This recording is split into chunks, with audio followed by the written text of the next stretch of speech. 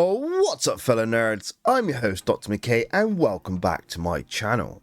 In today's video, I want to break down the various agencies within the Stargate program and to piece together the command structure of what we see in the show.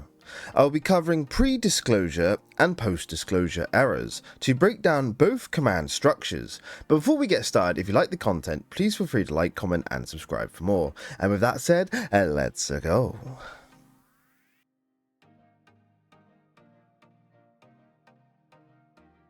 To begin, let's break down how the Stargate program operates before the US revealed the Stargate program to the other nations of Earth. Firstly, with the reveal of the Stargate being able to go to many other worlds, the United States of America's President commissioned Stargate Command in secret. The SGC would operate out of Cheyenne Mountain Military Complex, codenamed Area 52. The US Air Force would be attached to this program, with the base commander being a general of the Air Force, who had complete command over base operations. The base would employ many Air Force personnel as well as scientists who all reported to the base commander. The base commander had to report to the Joint Chiefs of Staff and the US President directly and had to follow their orders. As the SGC began to grow and acquire alien technology, Area 51, a secret site already operational, would become the science and technology research hub for the SGC, with Area 51 being already under the command of the US Air Force. The two facilities would continue to be under the direct command of the Office of the President and the Joint Chiefs and work together. Shortly after both facilities joined together, the National Intelligence Department, or the NID, would begin to oversee both programs as their job was civilian oversight of top secret projects. But due to corruption in the agency, a group of rogue agents began to steal alien technology and sell them for profit, eventually partnering with a clandestine group of wealthy businessmen who wanted to exploit alien advancements for their own profitable gains. But more about them later. So now we know that the SGC and Area 51 are directly under the office of the US President and Joint Chiefs. A matter of operational costs come up, and so the Senate Appropriations Committee, or SAC, which is a political organization of the US government who decides on where government money is assigned, was informed of the SGC and its operations. And with that reveal, the SGC's budget was created, making the SAC partially responsible for operational procedures of the SGC, but did not directly command the SGC, as the SAC reported to the US President directly. The command structure continued for a year and eventually brought in the US Air Force Space Command, which was responsible for worldwide space operations. The US Air Force Space Command was under the command of another US Air Force general, who began to oversee the development and operations of Earth's space assets, including ship construction and operations and off-world mining operations. The US Air Force Space Command would work with the SGC and Area 51, and also be under the direct command of the US President and Joint Chiefs. The US Air Force Space Command would be responsible for the mining, gathering and refinement of resources needed to produce the F-302s and X-303. Their operation would use both the SGC and Area 51's resources to fulfill their operations. The SGC would also begin setting up off-world bases like the Alpha, Beta and Gamma sites under the command of the SGC, all while sticking to the budget set out by the SAC. The Stargate program would continue in this structure for the next few years, all while the NID oversaw its operations, and with the rogue group within the NID becoming a problem, corruption was everywhere. However, with the aid of SG-1, the Asgard, and an NID agent, the rogue group was mostly rounded up and dealt with, but some of the rogue agents did evade capture and go on to form the Trust.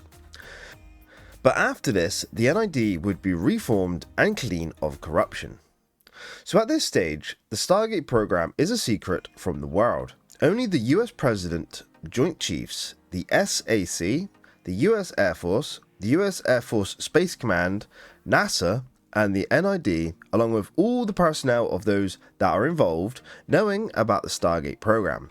This also included the Russian government and some of the Russian military, who after a few deals would participate in the Stargate program, keeping it all a secret following the lead of the US. This, however, would change.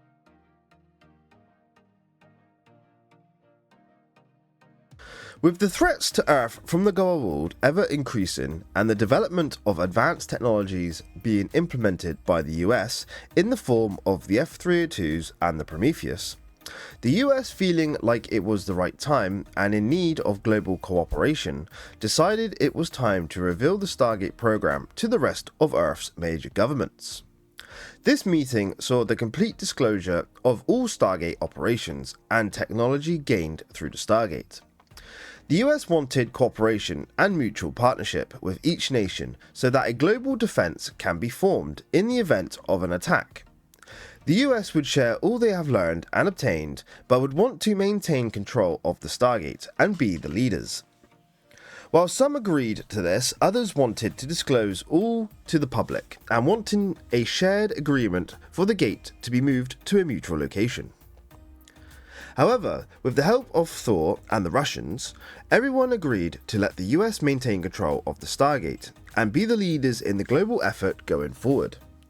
And so, new structures of command would slowly be implemented. Shortly after this, a new US president was elected and informed of the Stargate program.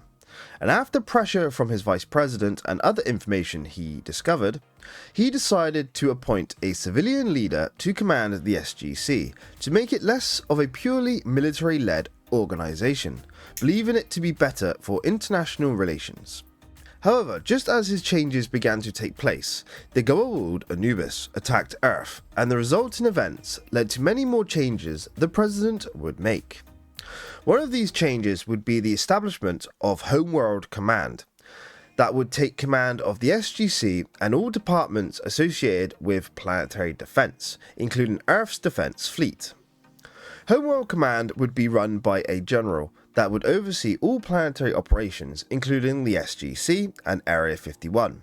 They would work in conjunction with the international liaisons from the other world governments and report directly to the US President. However, the SGC would remain mostly independent, reporting directly to the US President, unless planetary security was threatened. Homeworld Command would also take over the BC-304 and F-302 production, with Homeworld Command being more or less the command center for the fleet. However, the SGC would also be able to issue commands separately to ships without the need to go through Homeworld Command. And all while Homeworld Command was being set up, with the recent discovery of the Antarctica outpost, the other nations began to form an international committee to oversee the Antarctica outpost, and with the revelation of Atlantis, an international expedition was formed led by a civilian to command it, and during the first year in 2005, the International Committee was restructured into the International Oversight Advisory, where each nation would have a civilian representative and would oversee the entire Stargate program. They would have a say in the operations of everything Stargate related and would be above the US President in command structure. The IOA would become the decision makers of the whole program, from personnel, missions and operations, and even funding. They would encompass Homeworld Command, the SGC, ship production, base operations and decision making. The IOA would still allow the US President direct command of the US forces.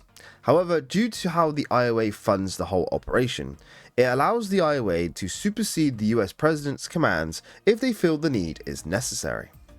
However, even though at first the IOA began to micromanage the program with strict regulations and xenophobic closed-mindedness, resulting in conflict with both the SGC and the Atlantis expedition, they, however, over time soon learned the true reality of what was needed to be done in each of the various commands, and soon became more open-minded and sympathetic changing their policies, becoming less strict to their regulations, and allowing the individual commands to act as they saw fit. However, if something was to go wrong, the IOA would generally place the blame on the ones in charge of the decisions made during that time. The IOA would also establish the IOA Field Operations Division, a division directly under the command of the IOA. This division would act only for the IOA and disregard all other commands. This division was responsible for Marek unleashing of the replicators on the Odyssey in the Ark of Truth. The IOA would end up holding all the power, but took their time in making decisions, basically leaving it to the ones in command of the various operations, and with the policies and decisions the IOA made being generally wrong or against the others' commands, it made many to become frustrated and even angry with the IOA. But as the IOA was established by every nation involved as the de facto oversight, not much can be done when they make a decision.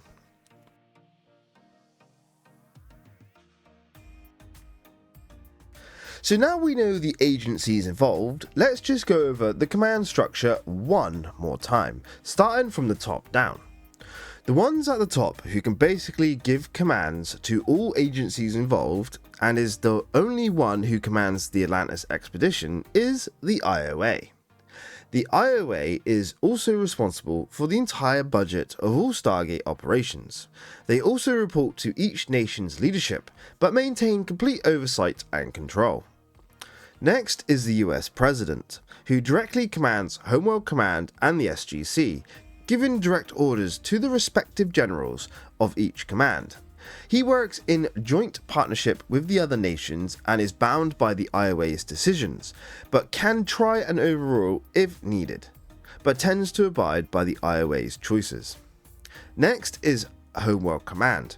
They command and oversee the SGC, Earth's space fleet and planetary defenses, along with fleet production and off-world mining. They command all military operations and joint nation defense, including Area 51's research and development program. Next is the SGC.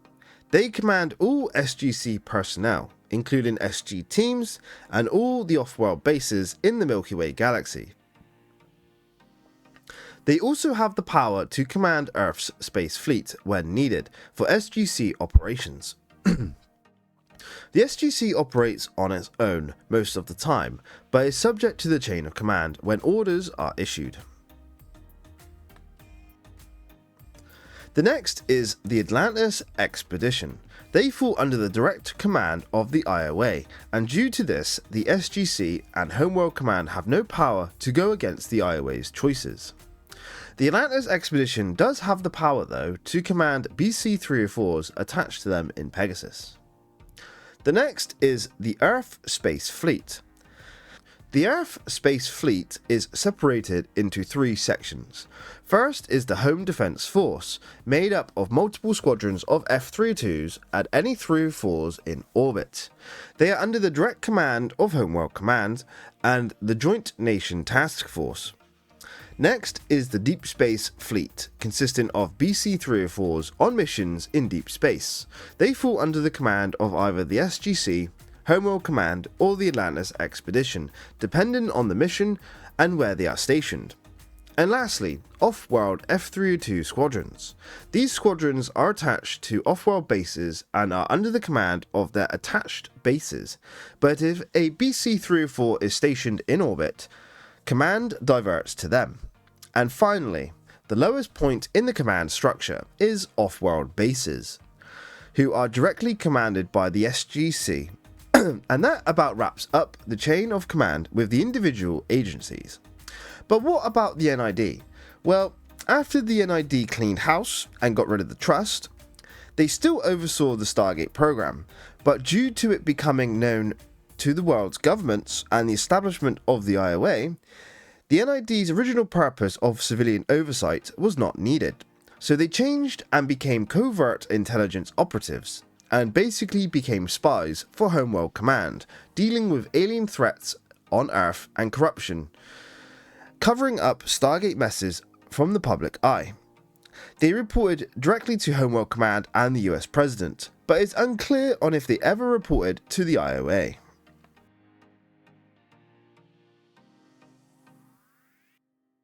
Well, there we go, my fellow nerds. This has been a breakdown of the various agencies of the Stargate program and the chain of command between each of them. It's really interesting to dive into and learn.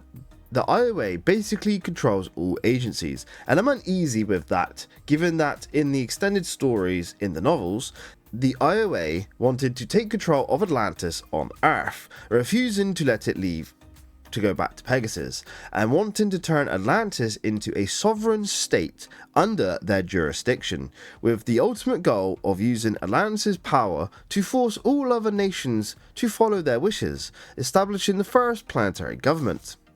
It's quite the power move, if I do say so myself, but that's in the novels.